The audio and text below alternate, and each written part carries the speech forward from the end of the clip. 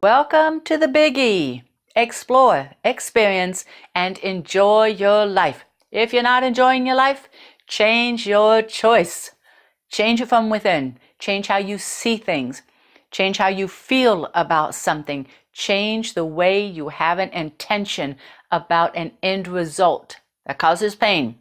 Today I want to talk about a subject that my friends, again, and I have been talking about. It seems like we talk and I share. We were talking today about fear. Fear about being ourselves, being truthful, being honest. You'll find the answer the quickest. Get rid of the fear the quickest if you ask a direct question. But you can do it very lovingly and very in kindness. But again, you may not get what you want. But if you start to speak your truth, the fear dissipates. You then have clarity, and in clarity you can change your choice. When you're in the middle of fear, you don't see another choice or a way out, or you get boxed in. So the fear that holds us back in so many ways, even in the fear of living fully, it is debilitating. But turn and embrace it and walk through it. Asking questions, asking questions, asking questions, asking questions. So what scares us the most? That was on more of a personal level. As we look at government, what scares you the most about our government? Well, I could go on, but my opinion is, it doesn't matter.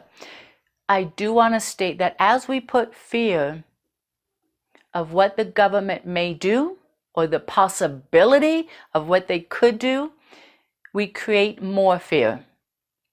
There was a little saying that I've heard recently that said, if you are broken inside, you will see the world as broken. If you have fear inside, the world will be fearful to you.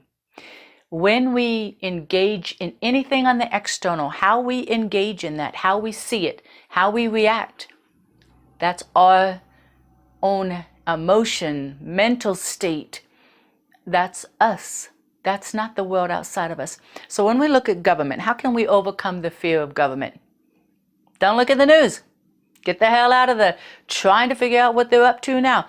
Who the hell cares? I know that one shocked a lot of people, didn't it? Oh, I could feel that shudder through everybody. I didn't mean it to offend anyone. But when is it something that we could control? Why would you get up in someone else's messiness and drama and ugliness and let it hit you and change you and shake you and make you mean and make you angry? Why would you give your power away to something that you cannot control? We're in an energetic and a time right now that if we look at ourselves and change ourselves, we will change the world. We've already done it. We started it. Back in 2014, we raised the awareness, the consciousness on this planet that it's starting to shift. A lot of people don't like it. They get scared of it, don't know which way it's going. To change the balance on the planet, you can see the results. You can see that we've done it. How?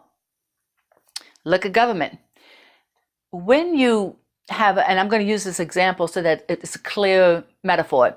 When you have a 5-year-old child that does not get what they want, they throw a tantrum. There's a craziness, there's a wailing, there's a trying to get your attention in an ugly, loud way so that they can get what they want. Same as our government, same as what they call ISIS, same as anything. When it becomes bigger and louder and crazier, there's been a threat. Otherwise, they wouldn't stand up and think they have to get bigger. How animals will, get bigger or spread their wings. A bear will stand up on his hindquarters to be bigger, a bigger threat because something has scared him. Something has threatened him, he believes. This is the response that our government is giving us. So to look at it in a spiritual way, we have shifted the balance. We have thrown them off foot. It will take time. They do have a right to their process. So stay out of it. Back up. Do other things that bring happiness, bring enjoyment, get you out of that shit.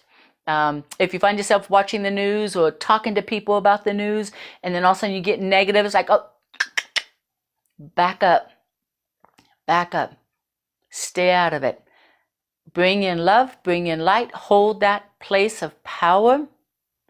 But if it bothers you, it affects you to watch the news, you've got to see the news, who shot who, you've got to tell your coworker who was blown up. Seriously, seriously. I had a coworker do that one time, and I actually touched their arm and said, please do not share that with me. That is not my world, but I am not ignorant. I don't ignore certain aspects energetically, but I know they have an end. I've known this for a very long time, about 8 or 9 years. A lot of people say, it can't be, it's not possible. And I ask them, why not? Why wouldn't change be possible? Because it's never happened before. Well, that one I'm aware of too. There's a doubt, there's a loss of hope to think anything would ever be different because it never has been before. Well, it is now.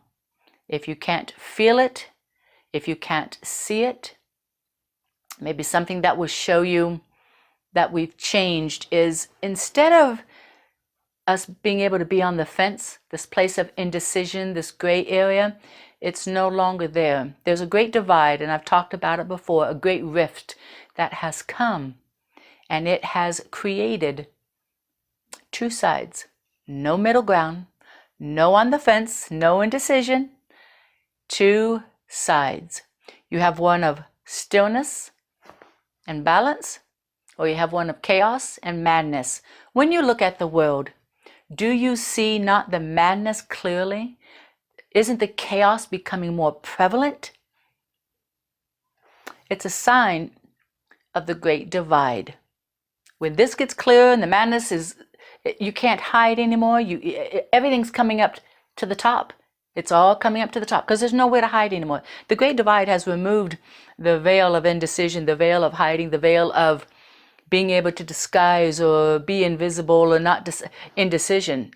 It no longer is available to us. It just isn't. So you will see these two great energetics become clearer and clearer, and this will continue. It will not change. It will not change unless you change your perspective about how you view it. It does not need to affect you. It does not need to make you mad. It does not need to take your power away and make you angry unless you allow it. That's your choice to respond how you choose. That is your right. Choose as you will. Today, talking about fear, what scares us the most? Government, lack of love, talking to a loved one in that sense of rejection. And it can be talking to our children. Will they get angry with us? Will they not understand?